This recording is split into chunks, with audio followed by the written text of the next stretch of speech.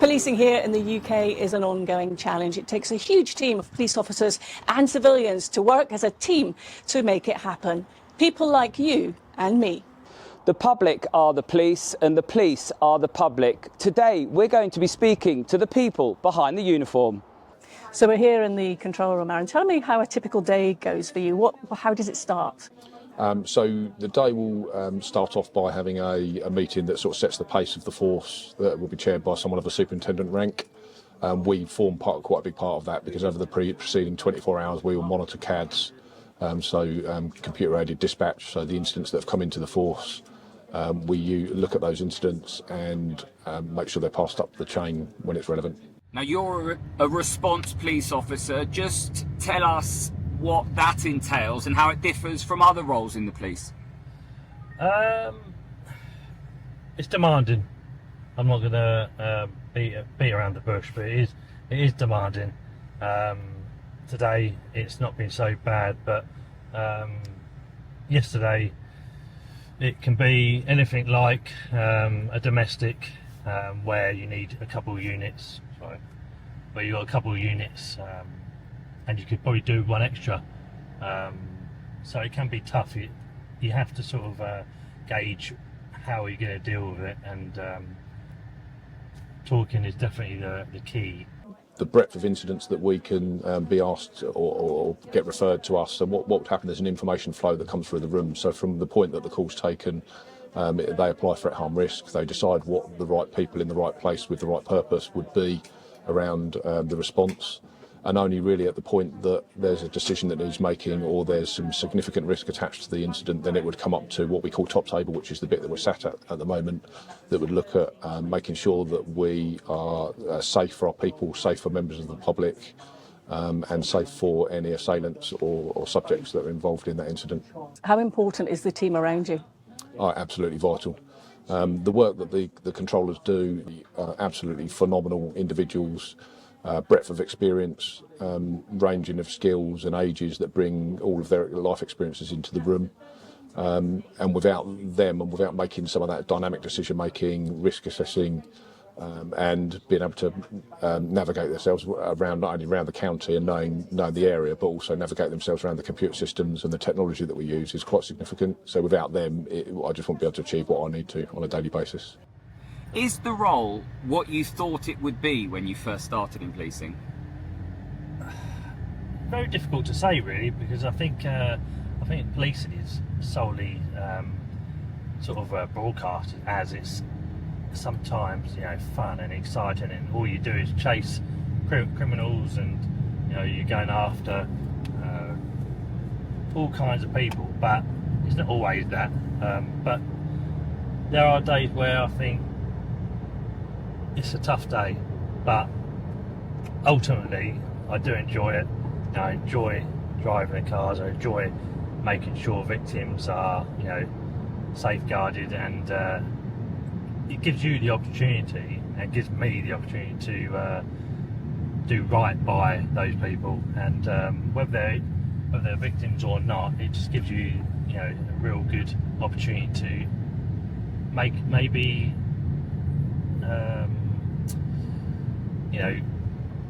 Turn them from sort of not having much, trying to think of the word now, trust, resilience with the police, whereas you can go to a job and really make a difference. So when we get a member of the public ringing up on a 999 call, what is the process that happens in here in this control room from there? So the call goes into the bottom end of the room, and this will be different depending on where you are in the country, really, of different setups of control rooms. But that call will come into the call taker down the bottom end of the room, and you could either end up with a 999 call or a 101 call, depending on which you've chosen to use. They will look at the incident and decide on the threat, harm, risk, so put a grading on what level of threat it poses, how much harm it can cause, and what the risk, i.e. how likely that incident is to happen. Once they've graded that, generally aligns itself to one of those gradings that we spoke about earlier, the A, B, C, D gradings, A being the most time critical, if you like, and the most necessity for us to get somebody there to assist quickly. There will be things like someone being actively assaulted and damage to property being caused at that time, or an RTC with people trapped. So they will grade it as a grade. That will then get transferred electronically over to any of the 3 different desks for the south, east and the west of Suffolk, with the threat harm risk rationale captured onto the incident. So there's a copy of that electronically for us to look at.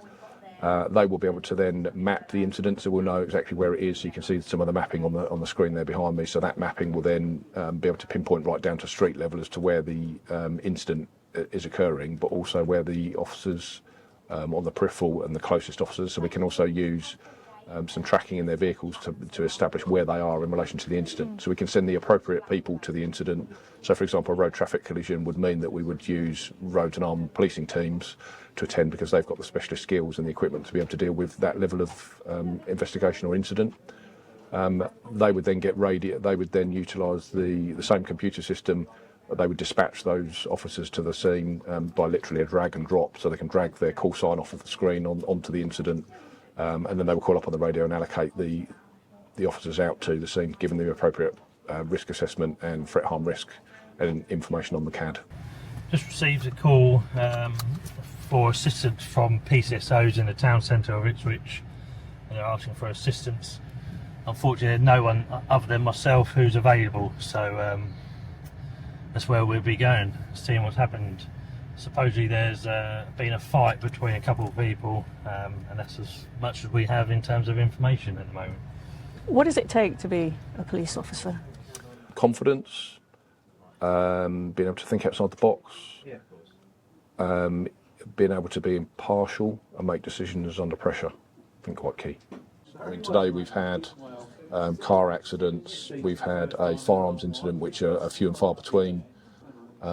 Individuals with mental health crisis, which we work really closely with partner agencies to make sure that they're getting the right care, and it's the right care for the right people, provided by the right people. And as a team, what's been the most satisfying situation to have resolved? I think we had a mountain biker that was had fallen off of his bike and hit his head. Really quite delirious in the state as he called into. He managed to dial 999. We were able to locate him utilising search teams and some technology in his phone. We were able to then locate him and find him after about probably an hour, but he was definitely deteriorating as we spoke to him. So, you know, that was definitely a high five moment for the teams in here, because without doubt what they had done was save some lives. I wanted a job that was quite rewarding. After a day at work here, you definitely feel like you've accomplished something. It's one of them jobs where you go home and you can leave it here as well. You've got so much support around you. If anything bad does happen, you've got someone to talk to about it. Yeah. Can you remember your first shift? Yeah, I can. It was very much of a blur, but I can remember it. I remember probably not knowing anything I was actually talking about and just saying words really, but I'm sure it made sense at the other end of the call. What's the most crucial element, do you think, from you? So if someone calls up and they're in an emergency state, is it a case of you have to remain completely in control just to sort of guide them? Sometimes it's just your voice. As long as you stay calm on the call, they then come down to your level. They could be quite irate at the start of the call, but if you keep your tone and you're very calm with them, then they lower to your level as well. And sometimes just that voice at the end of the line really helps them out. You just wait up, you know, what could it be? What are you going to? And then when you get there, you sort of try to disseminate it in the best way possible. Because not only are you concentrating on getting us there safely, you've got to digest all the information and try and think what it's gonna be like when you arrive. Yeah, 100%. It's like you say, you're trying to get there safely, and that's priority. You know, get there safely whilst taking all the information in, whilst the control room do all their checks, and then obviously it could be that people that we're dealing with are known to police. They may not be known. So then when we arrive, we try to establish those people's names, establish what's going on, and see best practice on how we deal with it, basically. Is there any times that when you sort of walk out the office, you sort of think, oh my God, that was such a tough day, and if that happens, what do you then do yourself if there isn't someone immediately to talk to? I suppose just try and take some time out, go for a walk, just clear your head. A lot of the time they do encourage you, if you do have a stressful day at work, just to talk about it to someone if you can, because it does relieve you from it all. How much satisfaction do you get from doing this job when you have a success story that has a happy ending as opposed to a tragic Massively, ending? yeah. It's nice that we can see a call come in, see it come through to the very end and see the result of it as well.